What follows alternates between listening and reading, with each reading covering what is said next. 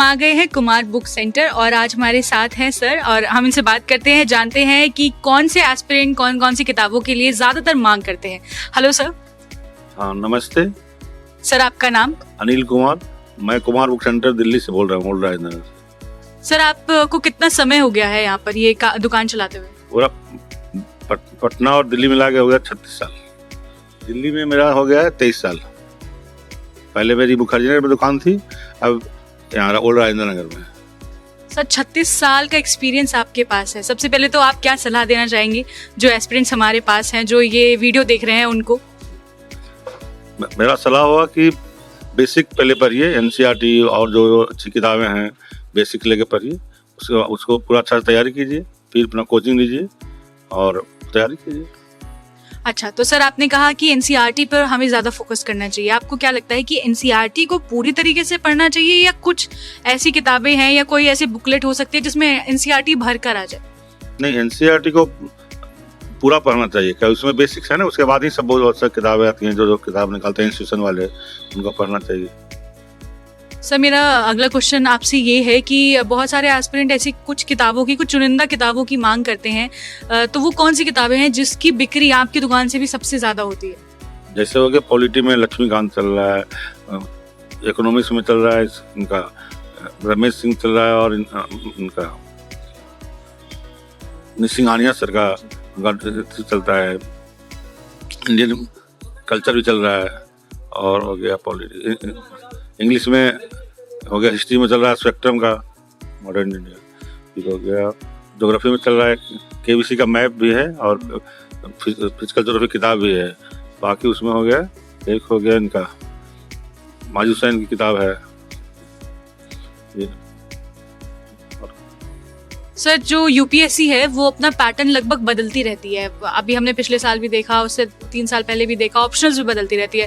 तो सर, आप अपने बुक शेल्फ्स में और अपनी दुकान में किस तरीके से उस अपडेट को लेकर आते हैं, कैसे उस पर पब्लिश करते हैं? जो ट्रेंड चेंज होता है उसकी बहुत से यूट्यूब पर भी बहुत सा कोई कोचिंग वाले सब निकालते हैं, उसका हम लोग लेके बच्चों को देते हैं। बाकी है कि सिलेबस जो यूपीएससी का पूरा पढ़िए, कि आपको थोड़ी बताता है कि हिस्ट्री से आज कम क्वेश्चन आएगा, साइंस से ज़्यादा आएगा, पूरा पढ़िए तब अच्छा रहेगा। तो सर, करंट अफेयर्स की जो सबसे ज़्यादा बिकने वाली बुकलेट है वो कौन सी है?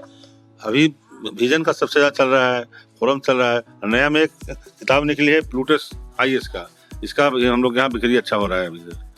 बाकी तो और बहुत मार्केट में है, इसका निकलता है दर्पण वगैरह, वो सब का निकलता है, फिर बाकी इसका अच्छा। Thank you so much sir आपके समय के लिए। हमारे साथ है एक यूपीएससी एस्पिरेंट, आइए इनसे बात करते हैं और जानते हैं कि ये कब से तैयारी कर रही है। Hello ma'am. हेलो, आपका नाम? दिव्या खरे। आप कब से तैयारी कर रहे हैं? 2020 से। आप कौन सी कोचिंग इंस्टीट्यूट में भी पढ़ रही हैं? मैं अनअकैडमी प्लस की सब्सक्राइबर हूँ। तो आपको क्या लगता है, अनअकैडमी तो इज लाइक कि ऑनलाइन, राइट? तो फिर ऑफलाइन में और ऑनलाइन में क्या बड़ा डिफरेंस आपको अभी देखने को मिल रहा है? पहले तो मैं पॉजिटिव पॉइंट बताना चाहूँगी। ऑनलाइन में आपका टाइम बहुत बचता है। जैसे अगर आपको ट्रैवल करना है कहीं से, या फिर आप दिल्ली नहीं आ पा रहे हैं, तो आप जहाँ पर भी हैं वहाँ से बैठ के तैयारी कर सकते हैं। तो बच्चों का टाइम बहुत बचता है और आपको ज़्यादा टाइम मिलता है पढ़ने के लिए। और नेगेटिव पॉइंट कि आपको फिजिकल जो एक टच होता है क्लास का, वो थोड़ा नहीं मिल पाता है। टीचर से आप फिजिकली, मतलब जैसे आप सामने खड़े होकर बात कर सकते हैं, तो वो कांटेक्ट नहीं रह पाता है, तो वो थोड़ा ड्रॉबैक है ऑफलाइन और ऑनलाइन। तो आपकी खुद की राय में क्या बेस्ट है, ऑनलाइन या फिर ऑफलाइन?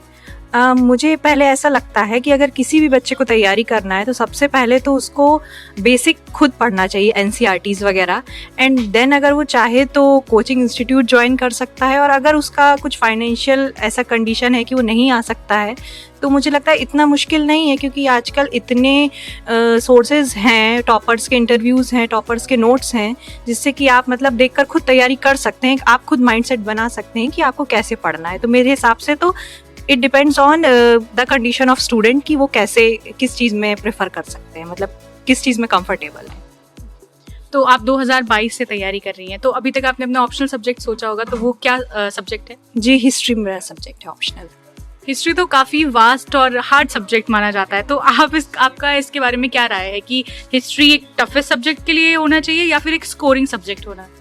मुझे ऐसा लगता है सबसे पहले तो हिस्ट्री को आपको ऐसे नहीं देखना चाहिए कि ये इट्स अबाउट कि सिर्फ डेट याद करनी है या क्या हुआ था। इट्स अबाउट इवेंट्स के बारे में जो आपको अपने पास्ट के बारे में बताता है, आपको बताता है कि आपका अस्तित्व क्या है बेसिकली। अगर इस 21st सेंचुरी में हम हैं तो आपका पास्ट क्या था।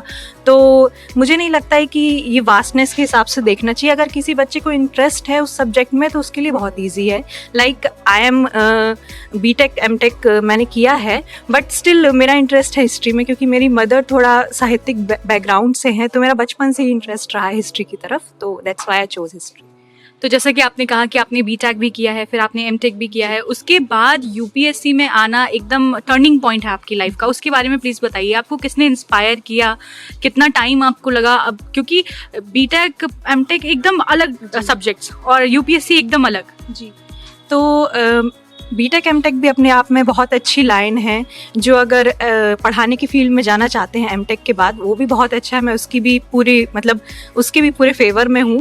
बट मुझे ऐसा लगता है कि इस जॉब के थ्रू आप नॉर्मल जनता से बहुत इजीली जुड़ सकते हैं, और जब आप किसी पोजीशन पे होते हैं तो दुनिया आपकी बात ज़्यादा सुनती है, ये तो वेल नोन चीज़ है।